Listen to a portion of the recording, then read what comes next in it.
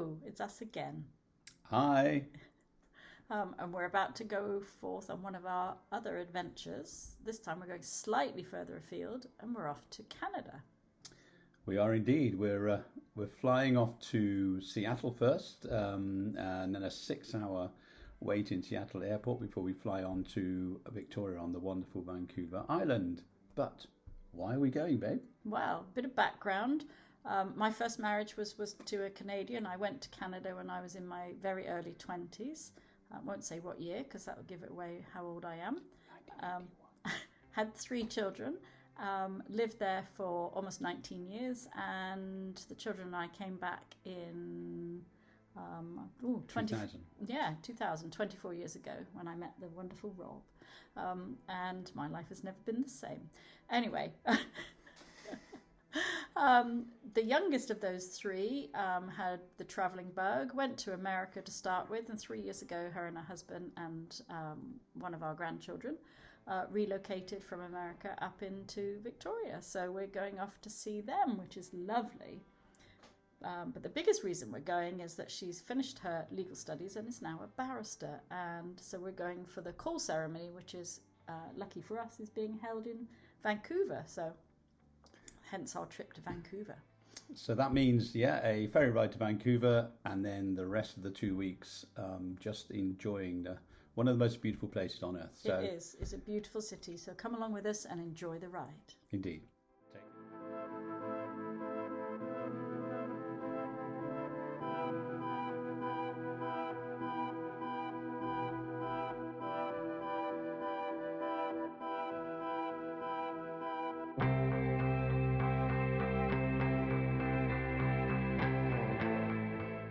We had 2 nights in Victoria to get used to the time difference, and then we were whisked off on the ferry to Vancouver.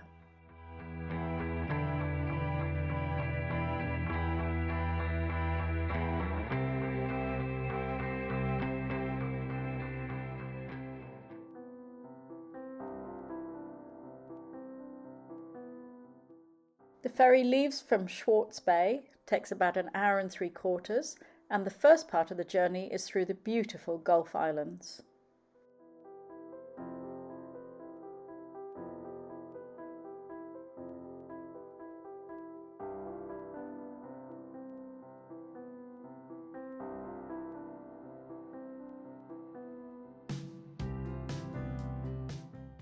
There are over 200 Gulf Islands between Vancouver Island and the mainland of British Columbia.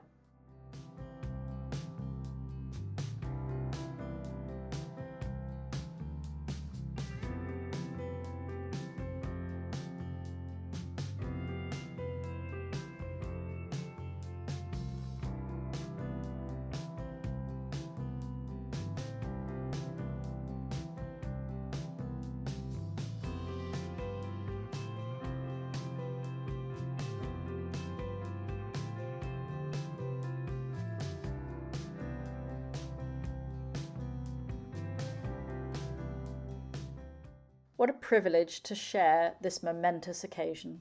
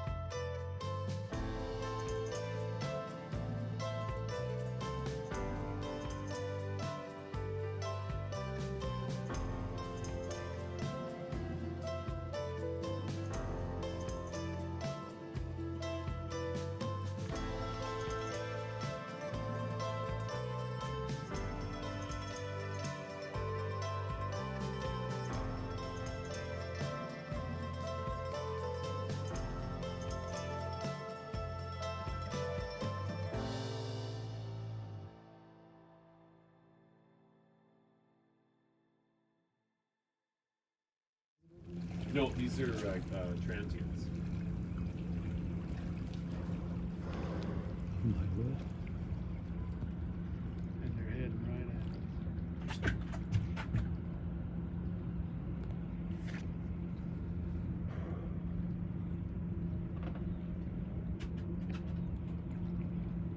Mallard, paracaidubs, Clover Point. Inbound. Just two.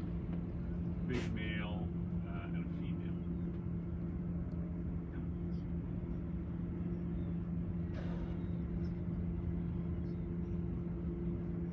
Big, yeah, big looking female and like a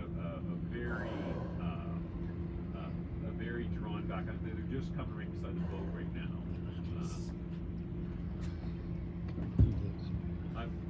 I'm looking at him straight on. He's gonna just come up in probably another couple of seconds. Here. It's gonna make for a good flight. Nice. Okay, yeah, he definitely has a nick. Yeah. Yeah.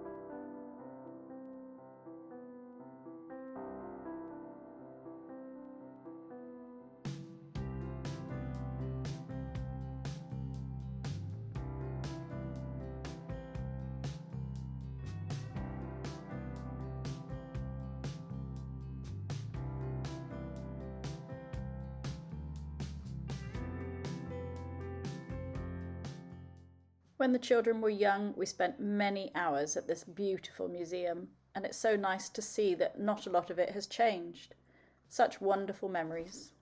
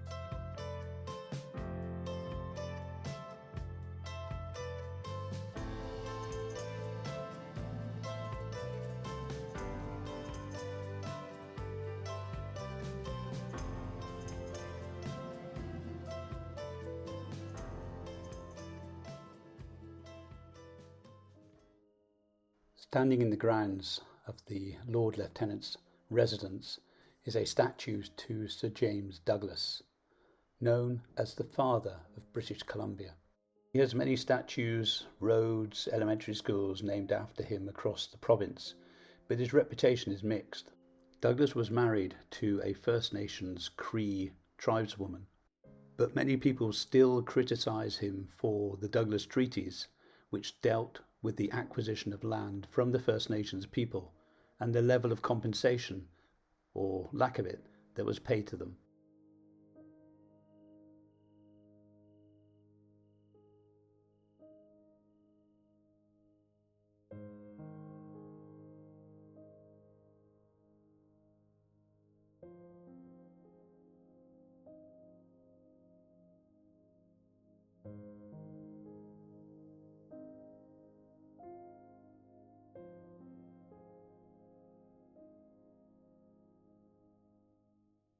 Another landmark building in Victoria is the interesting Craigdarroch Castle, built by Scotsman and coal baron Robert Dunsmuir in the 1890s.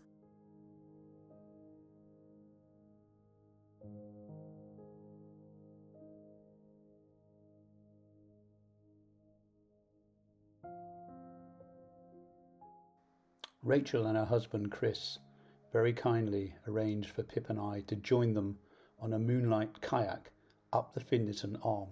We were paddling for about 2 hours, and in that time we turned all our lights off and saw the amazing bioluminescence caused by the boats and our oars passing through the water. If you haven't done it before, I would highly recommend it.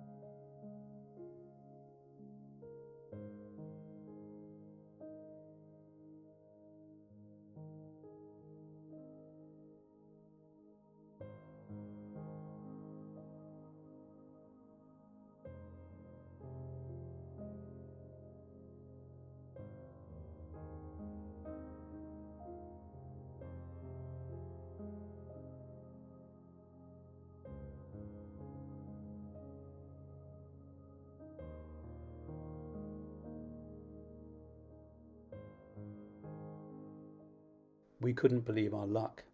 A second sighting of orcas on the same trip, albeit this time not quite so close.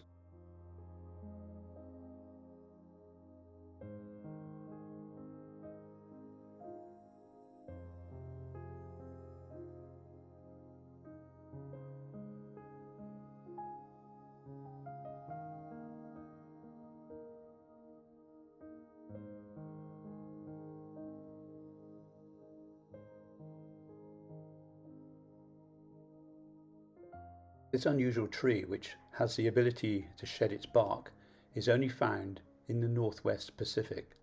It is usually referred to as an arbutus, but the name madrone comes from the Spanish madrones, or strawberry tree. I apologize to all Spanish speakers for my pronunciation.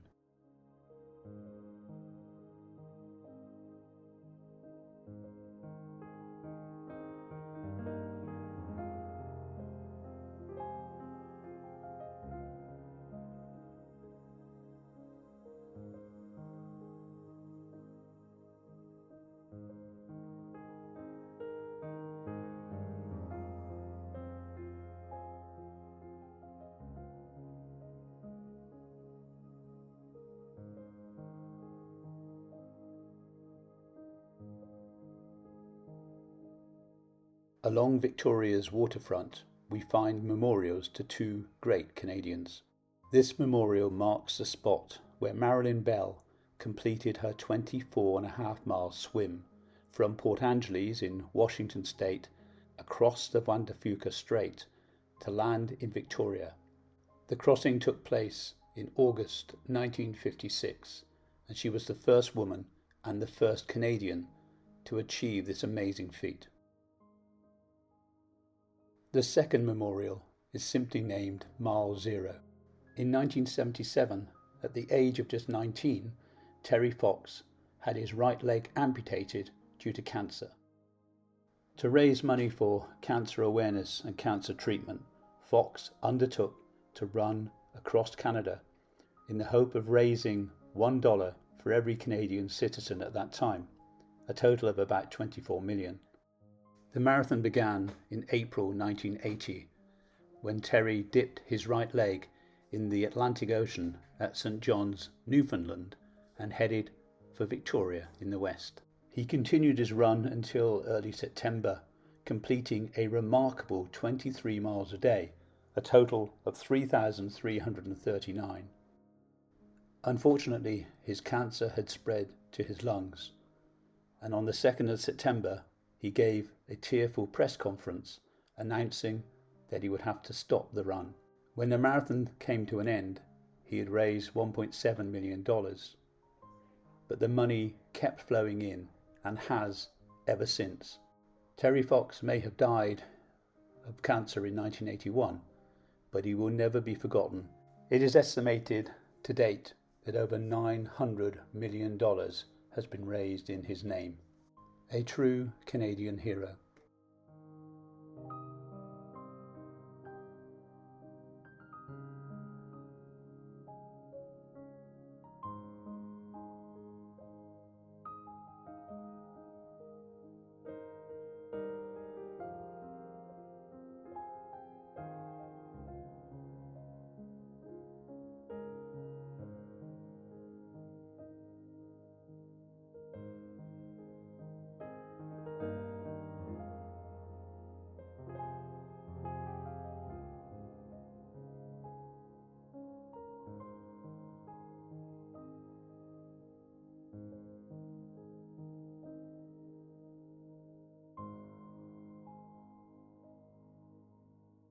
No visit to Victoria would be complete without popping down to Fisherman's Wharf.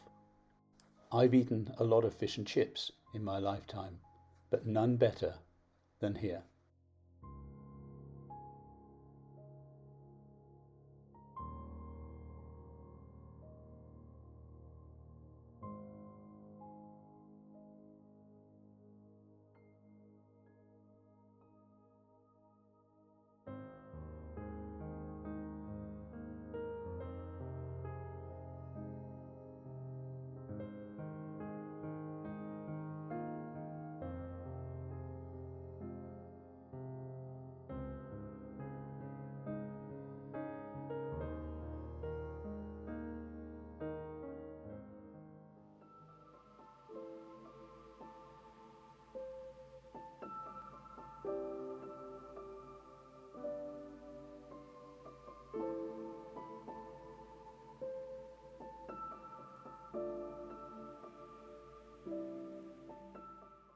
As we walk past the ferry terminal, we see the Coho arriving from Port Angeles.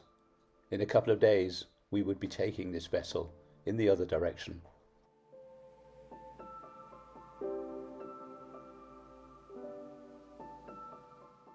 Many people don't realise that despite being much smaller than Vancouver, Victoria is actually the capital of British Columbia.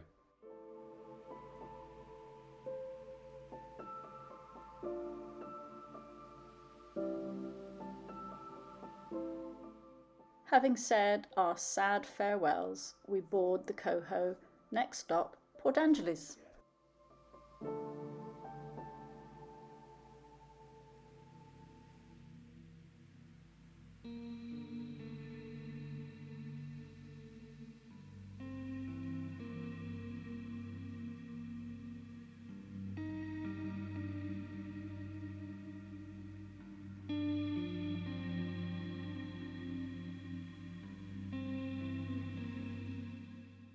We were flying back to the UK via Seattle, and whilst we could have caught the Clipper directly into the city centre, it only leaves at 5:30 every evening. So instead, we had a convoluted journey of the Coho to Port Angeles, a 1.5 hour bus trip to Bainbridge Island, and then the Bainbridge ferry into Seattle.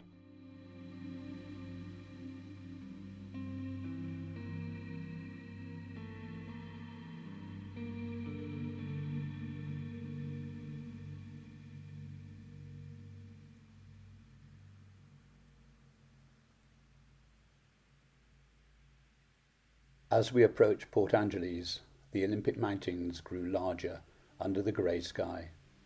Finally, we arrived.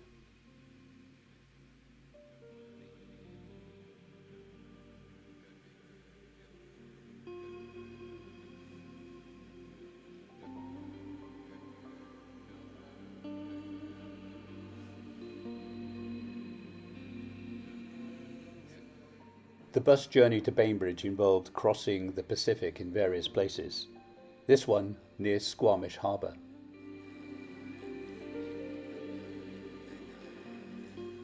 We couldn't find a ticket office at Bainbridge Island Ferry Terminal for foot passengers, the reason being the crossing to Seattle is free of charge.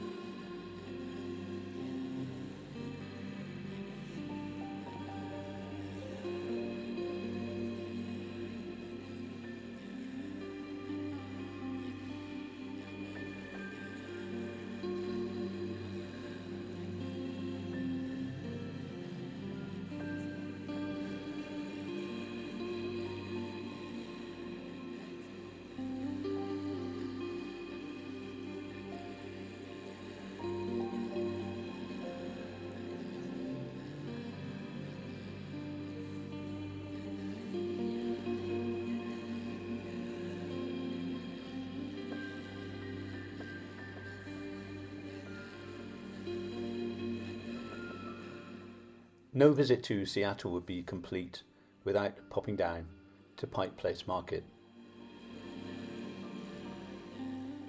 It was founded in 1907 and is the largest continually operated market in the United States.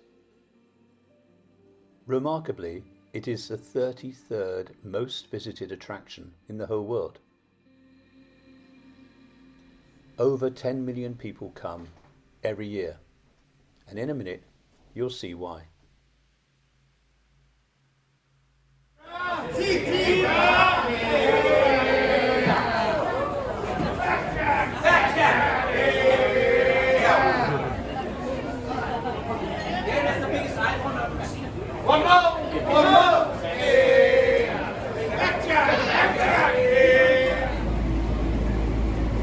I got all day to do this.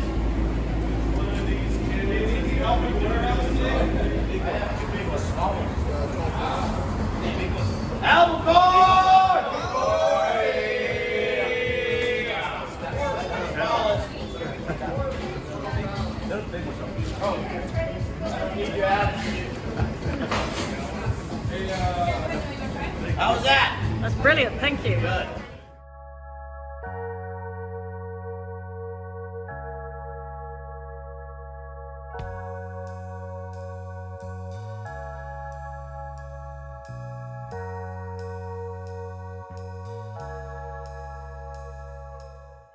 I couldn't understand why there was always a queue at this Starbucks when just up the road there was a lovely French bakery. It was only on my second passing that I realised that this was the very first Starbucks, opened in 1912.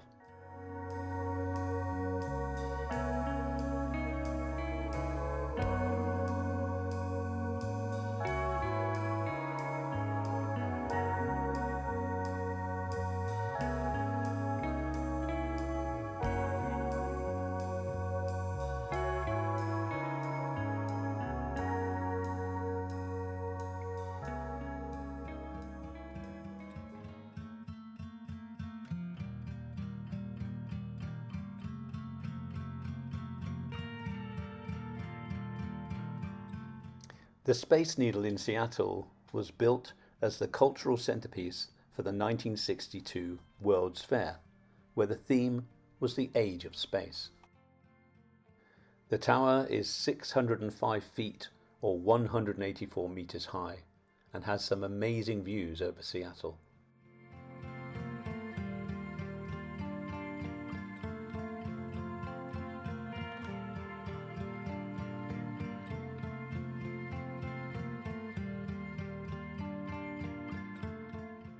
At the top of the Space Needle is a revolving restaurant.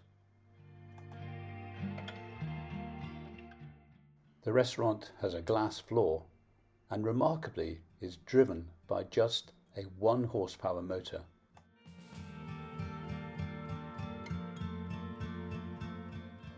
The lifts all have windows facing out away from the tower, giving fantastic views as you ascend and descend.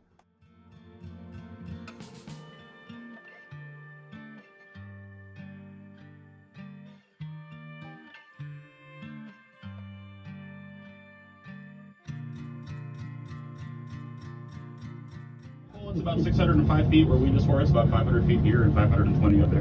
It's built in 100 years. The structural integrity okay? As far as I'm aware. They've been adding on new layers to it like every 20 years since. They put the gift shop in, they put a private event floor in, they changed the floor up there in the glass. So they're about to replace all the elevators too. Private event floor, you get me in, right? Nah. What's your favorite thing about the space? The union contract.